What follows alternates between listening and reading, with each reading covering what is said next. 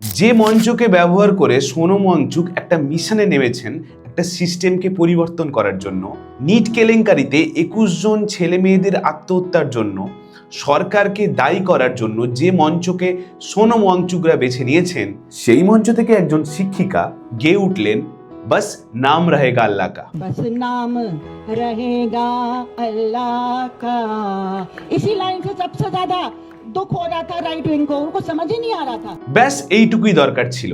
এরপরে সমাজ মাধ্যমে একের পর এক রিল আপনারা দেখে ফেলেছেন, এই বিষয় নিয়ে রচনাও নামিয়ে ফেলতে দেখেছেন যে কিভাবে দেশবিরোধী হিন্দু বিরোধী সংগঠনরা সোনম ওয়াংচুককে ব্যবহার করে তারা তাদের এজেন্ডা চালিয়ে যাচ্ছে।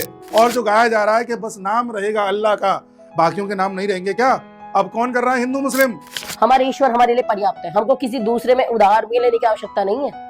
हमको अपने पिता पे भरोसा है, हमें दूसरे के बाप को बाप कहने की आदत नहीं है। আপনি কিছু বোঝার আগে, আপনি কিছু জানার আগে আপনাকে বুঝিয়ে দেওয়া হলো একটা প্রতিবাদী মঞ্চকে ব্যবহার করে ইসলামকে প্রমোট করা হচ্ছে। কিন্তু আপনারা আসল সত্যিটা জানেন, যেটা আপনাকে জানতে দেওয়া হলো না, যেটা আপনাকে বুঝতে দেওয়া হলো না। 1980-র দশকে পাকিস্তানে তখন ডিক্টেটরশিপ চালাচ্ছে জেনারেল জিয়াউল হক। এক পাশে মানুষের মৌলিক অধিকার কেড়ে নিচ্ছে, তো অন্যদিকে সামরিক আইনকে মানুষের উপর জোর করে চাপিয়ে দেওয়া হচ্ছে।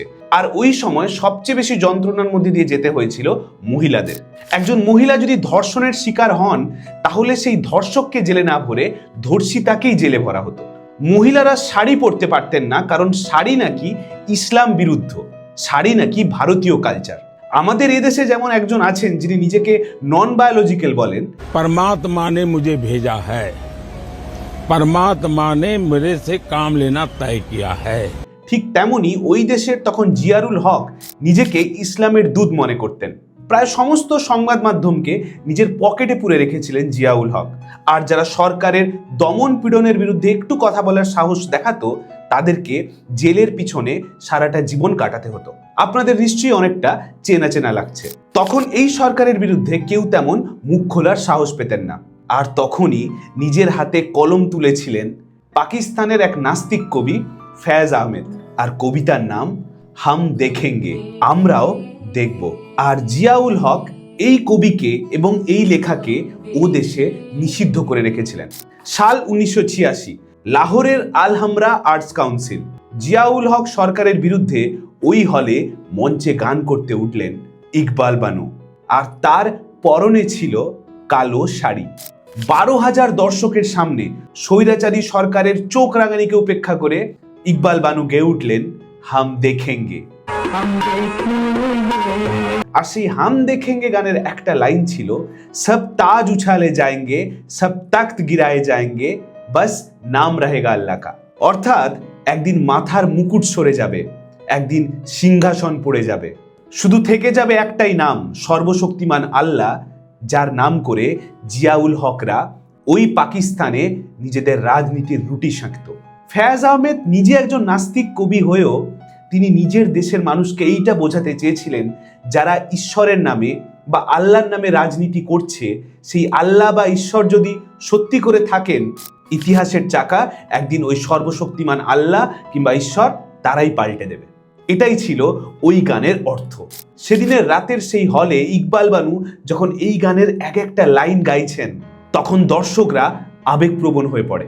যখন ইকবাল বানু গাইছেন সব তাজ উছালে যায়েঙ্গে, তখন দর্শকরা চেয়ার ছেড়ে উঠে হাততালি দিয়ে ইনকালাব জিন্দাবাদ স্লোগান দিচ্ছেন।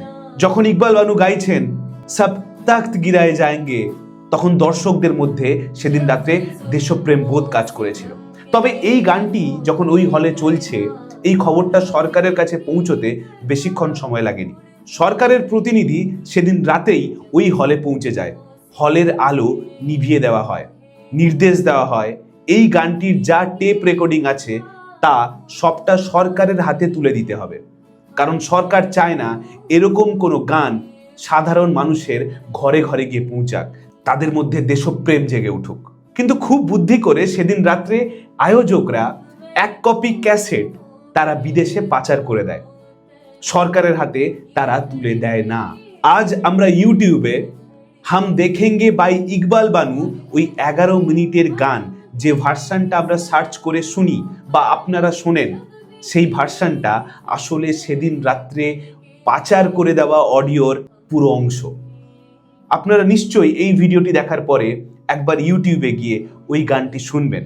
মানুষের মধ্যে সেদিন রাত্রে কিভাবে ইকবাল বানু দেশপ্রেম জাগিয়েছিলেন তার একটা উদাহরণ হয়ে থাকবে হাম দেখেঙ্গের মতো গান।